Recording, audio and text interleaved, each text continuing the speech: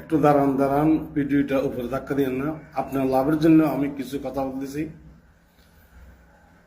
আমি ফোরকান, আমার তো আপনারা চিনেন, আমার অনেক টিকটকে অনেক ভিডিও আছে। তো একটা জরুরি কথা আমি বলতেছি আপনার লাভের জন্য, আপনি মন দিয়ে কিন্তু এটা শুনবেন।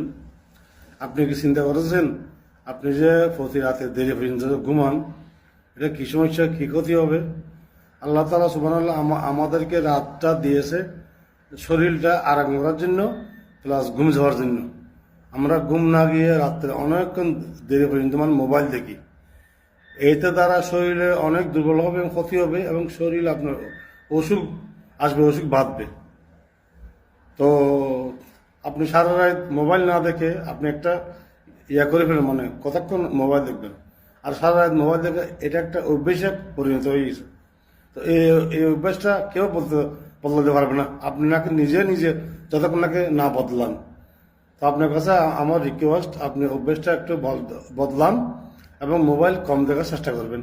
আপনি একটা টাইম করে ফেলবেন যে আমি কটার থেকে কয়টা পর্যন্ত মোবাইল দেখবো এবং কয়টা পর্যন্ত ঘুমাবো। কারণ 6 হইতে 7 ঘন্টা ঘুম শরীরের জন্য অবশ্যই জরুরি।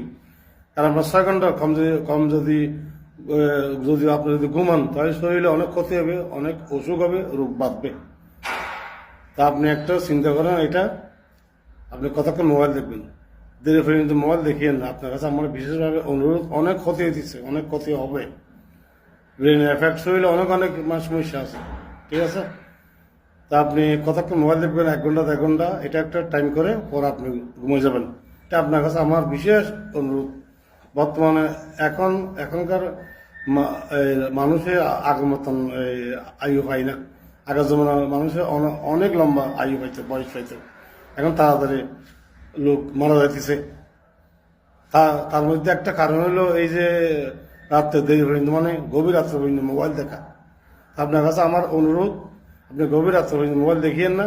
একটা আধা ঘন্টা 1 ঘন্টা যা দেখেন, একটু টাইম করে পরে আপনি ঘুমিয়ে যাবেন। আপনার কাছে আমার বিশেষ অনুরোধ, এই কথাটা আমি আপনার লাভের জন্য আমি বলতেছি, ঠিক আছে? এই ভিডিওটা আপনি আগে শেয়ার করে দিবেন আপনার বন্ধুদেরকে, ওনারাও যেন দেখে, কারণ এটা খুব জরুরি কথা। শরীরের জন্য খুব ঘুম প্রয়োজন, খুব জরুরি। বেশি রাত পর্যন্ত জাগিয়েন না। তো ঠিক আছে, আমাকে লাইক, শেয়ার, ফলো, রিফ্রেশ, কপিলিং করবেন অবশ্যই। আর একটা ভালো একটা কমেন্টে লিখবেন আমার কথাগুলো কি সত্যি কিনা, এবং খারাপ কিনা, ভালো না খারাপ, আমার ভিডিও কেমন হচ্ছে অবশ্যই একটা কমেন্টে এটা আপনি লিখবেন। ওকে, ধন্যবাদ।